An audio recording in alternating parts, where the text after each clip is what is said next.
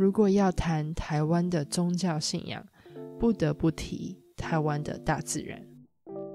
你曾经经历过地震，一种毫无预警、生死未卜的感觉吗？毫无预警就是你完全没想到会发生这件事情，生死未卜就是你不知道你会不会继续活着。其实有时候台湾发生地震的时候，我真的有这种感觉。我记得有一天我在床上睡觉，半夜发生了很大的地震。当时我心里想的是，如果我还有明天，我想要把时间花在最重要的事情上面。如果你没有经历过地震也没关系，或许这种感觉像是你的人生中突然发生了一件毫无预警的大事。这件事情大到让你觉得其他的事情没那么重要了。如果你有这种经验，那么你可能可以开始了解台湾人的想法。今天我想跟你聊台湾为什么那么多寺庙。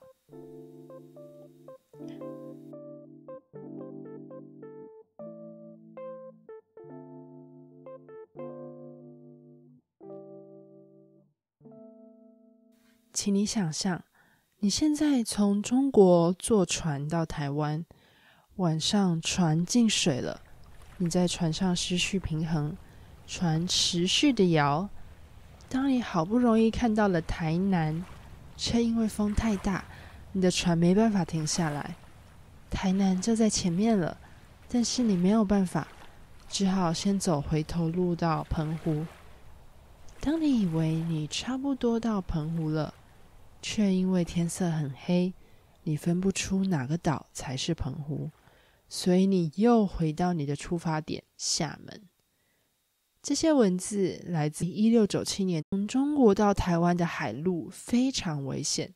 后来安全到达台湾的人，他们在海上遇到危险，觉得快要死掉时，他们看到了神仙帮助他们。当时人们如果安全到达台湾了，他们会去拜拜。后来他们开始每个人都带着神像的分身或是平安符，这个平安符你在台湾的庙里也可以看到。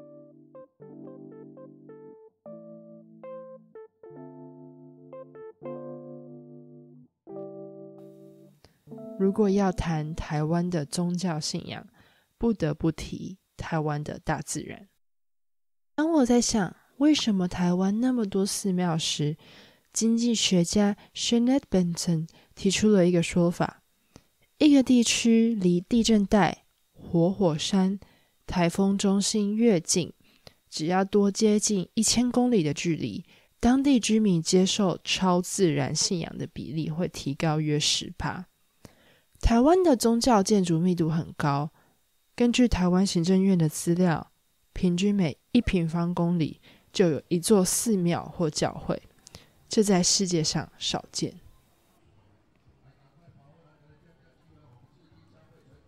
我觉得最特别的是，在台湾那么多宗教可以和平共处。或许这个可以说到另一个台湾的特点，就是台湾人不太在意他们眼前的神是谁。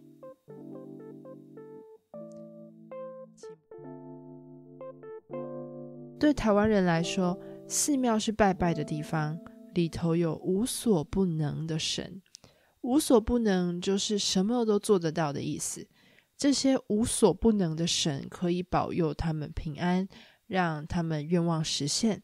重要的是，庙里有香，香是在台湾的庙里面人们拿着的一支一支长长的东西，这是台湾人站在神像面前拿着的。台湾人会说出他们心里的愿望。如果想要跟神明进一步对话，你可以跋杯。这个词我从来没听过华语，我都听人用台语说跋杯。跋有丢的意思，杯就是你在庙里看到红色半月形的东西。如果在地上是一个正面一个反面，代表肯定；如果都是一样的，代表否定。这让台湾人可以问神明是非题，甚至人们也抽签。这些东西对台湾人很重要，因为他们可以与神明沟通，以及获得讯息。在台湾当然有比较有名的神，像是妈祖。妈祖庙往往香火鼎盛，我们说香火鼎盛代表这间庙有很多人来拜拜。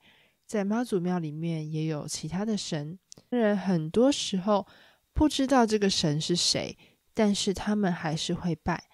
另外佛教的神如观音菩萨也会出现在道教的妈祖庙里，佛教跟道教在台湾是相当融合，由此可见台湾人不太区分佛教及道教。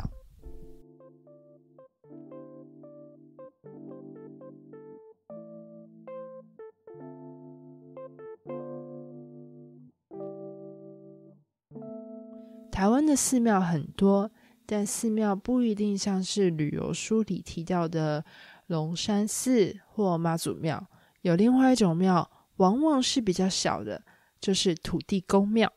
土地公在神明的排行中，它不像妈祖那么大，但是它是掌管土地的神。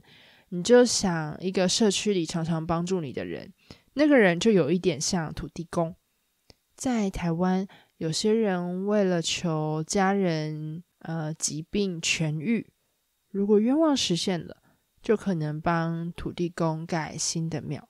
我的高中老师，他的狗走失，虽然他是基督徒，但他也到家附近的土地公庙拜拜。甚至台湾人常常会跟土地公做交易，他们会跟土地公或是神明说，如果你让我的家人身体健康，或是让我达成什么事情，我会跟你表达感谢。例如，我会在你生日时请人在庙前面搭建舞台表演给你看，或是吃素几个月。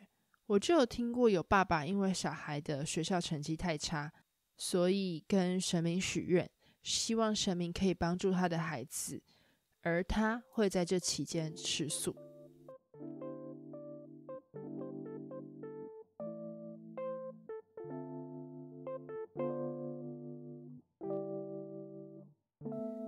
在台湾，宗教的影响并没有因教育水准提高而变少。台湾所有可以膜拜的场所加起来，其实比便利商店还要多。之所以那么多，我相信跟无预警的天灾有关。虽然我把自己归类为无宗教信仰，但我喜欢了解各宗教的文化与观念。我唯一的膜拜是在节庆时拿香拜祖先，但我在遇到无法处理的悲伤时，我会到庙里双手合十，跟神说我的困难。在过去，我的老师会带领我向耶稣祷告，而我也走进过台北清真寺，或是参观过穆斯林的活动。而我最近因为颂钵而体验到印度教的文化。我不知道这些行为在其他教派的人看来是否不妥，但我在台湾从来没有因为这样受到批评，也没有人要我只信仰一个神。我认为会让我感到反感的是以冥想相关的名义进入校园从事政治活动的组织。在我大学时，我开始接触冥想，但后来发现这个团体不单纯，便开始远离。宗教对我来说是文化或是短暂的心理依托，我并没有上天堂的打算。